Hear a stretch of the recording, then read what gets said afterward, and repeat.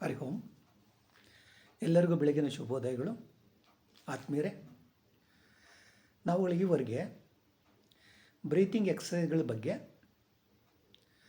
ಪ್ರಾಣಾಯಾಮಗಳ ಬಗ್ಗೆ ಮತ್ತು ಭಸ್ತ್ರಿಕಾ ಕಪಾಲಭಾತಿ ಭ್ರಾಮರಿ ಪ್ರಾಣಾಯಾಮದ ಬಗ್ಗೆ ವಿಚಾರ ವಿನಿಮಯವನ್ನು ಮಾಡಿಕೊಂಡ್ವಿ. ಇಂದು ನಾವು ನಮ್ಮ ದೇಹದಲ್ಲಿರುವಂತಹ ಬಹುಮುಖ್ಯವಾದ 7 ಕುಂಡಲಿನಿ ಚಕ್ರಗಳ ಬಗ್ಗೆ ವಿಚಾರ ವಿನಿಮಯವನ್ನು ಮಾಡಿಕೊಳ್ಳೋಣ. ಇದನ್ನು ಪ್ರಾರಂಭಿಸೋಕ್ಕಿಂತ ಮುಂಚೆ ನಾವು ಸ್ಥಿತಿಯಲ್ಲಿರಬೇಕು.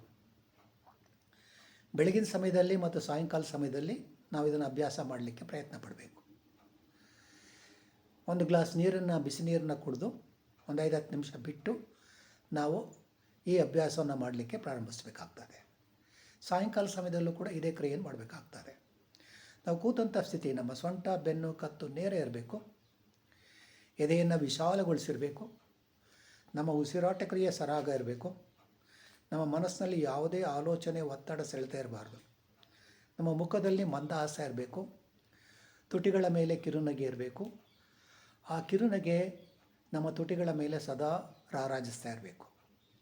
ಮತ್ತು ನಮ್ಮ ದೇಹ, ಮನಸ್ಸು, ನಮ್ಮ ಭಾವನೆಯನ್ನು ಒಂದುಗೂಡಿಸಬೇಕು, ಏಕಾಗ್ರತೆಗೊಳಪಡಿಸಬೇಕು. ಬಾಹ್ಯ ಅಥವಾ ಆಂತರಿಕ ಕ್ರಿಯೆಗಳ ಬಗ್ಗೆ ನಾವು ಗಮನವನ್ನು ಹರಿಸಬಾರ್ದು. ನಾವು ಏನನ್ನು ಮಾಡ್ತಿದ್ದೀವಿ ಅಲ್ಲಿ ನಮ್ಮ ಮನಸ್ಸನ್ನು ಫೋಕಸ್ ಮಾಡಬೇಕು.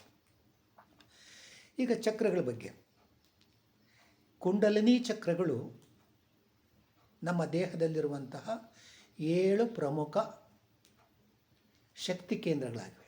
ಎನರ್ಜಿ ಪಾಯಿಂಟ್ಸ್ ಅಂತ ಏನು ಹೇಳ್ತೀವಿ, ಶಕ್ತಿ ಕೇಂದ್ರಗಳು.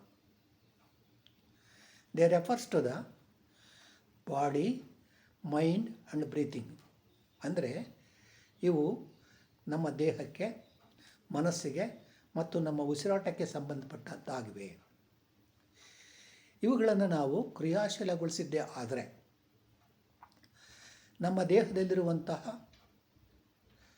ಅಂಗಾಂಗಗಳು, ಅಡಿಯಿಂದ ಮುಡಿಯುವವರೆಗೆ ಅಂತೇನು ಹೇಳ್ತೀವಿ, ಎಲ್ಲವೂ ಕ್ರಿಯಾಶೀಲಗೊಳ್ತದೆ.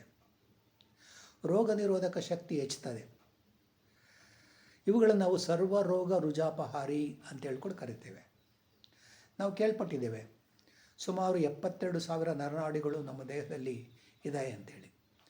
ಅವೆಲ್ಲವೂ ಕೂಡ ಕ್ರಿಯಾಶೀಲಗೊಂಡು ನಮ್ಮ ದೇಹ ಸದೃಢವಾಗಿ, ನಾವು ಇವುಗಳನ್ನು ಸತತವಾಗಿ ಅಭ್ಯಾಸ ಮಾಡೋದ್ರಿಂದ ನಮ್ಮಲ್ಲಿ ದೈವಿಕ ಭಾವನೆ ಮೂಡಿ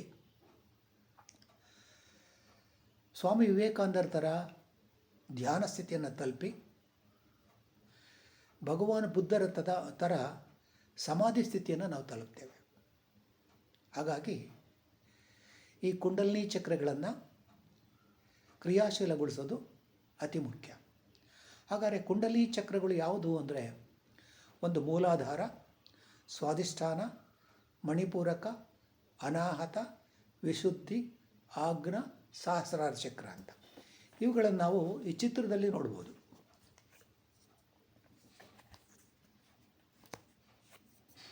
ನೋಡಿ, ಇಲ್ಲಿ ಮೊದಲನೇದು ಇದು ಮೂಲಾಧಾರ ಚಕ್ರ, ಇದು ಸ್ವಾಧಿಷ್ಠಾನ ಚಕ್ರ, ಇದು ಮಣಿಪೂರಕ ಚಕ್ರ, ಇದು ಅನಾಹತ ಚಕ್ರ, ಇದು ವಿಶುದ್ಧಿ ಚಕ್ರ, ಇದು ಆಜ್ಞಾ ಚಕ್ರ, ಇದು ಸಹಸ್ರಾರ ಚಕ್ರ. ಈ ಚಕ್ರಗಳನ್ನು ನಾವು ಕ್ರಿಯಾಶೀಲಗೊಳಿಸಬೇಕಾದ್ರೆ ಕೆಲವು ಬೀಜ ಮಂತ್ರಗಳನ್ನು ನಾವು ಉಚ್ಚಾರಣೆ ಮಾಡಬೇಕಾಗ್ತದೆ. ಮತ್ತು ಇವನ್ನು ಕ್ರಿಯಾಶೀಲಗೊಳಿಸೋದು ಸತತವಾದ ಪ್ರಯತ್ನದಿಂದ ಮಾತ್ರ ಸಾಧ್ಯ. ಮತ್ತು ಇವುಗಳು ಯಾವ ಸ್ಥಾನದಲ್ಲಿದೆ, ಎಲ್ಲಿದೆ ಅನ್ನೋದ್ರ ಬಗ್ಗೆ ಮುಂದಿನ ವಿಡಿಯೋದಲ್ಲಿ ವಿಚಾರ ವಿನಿಮಯವನ್ನು ಮಾಡಿಕೊಳ್ಳೋಣ. ಅಲ್ಲಿವರೆಗೆ ಎಲ್ಲರೂ ಕೂಡ ಧನ್ಯವಾದಗಳು. ಹರಿ ಓಂ.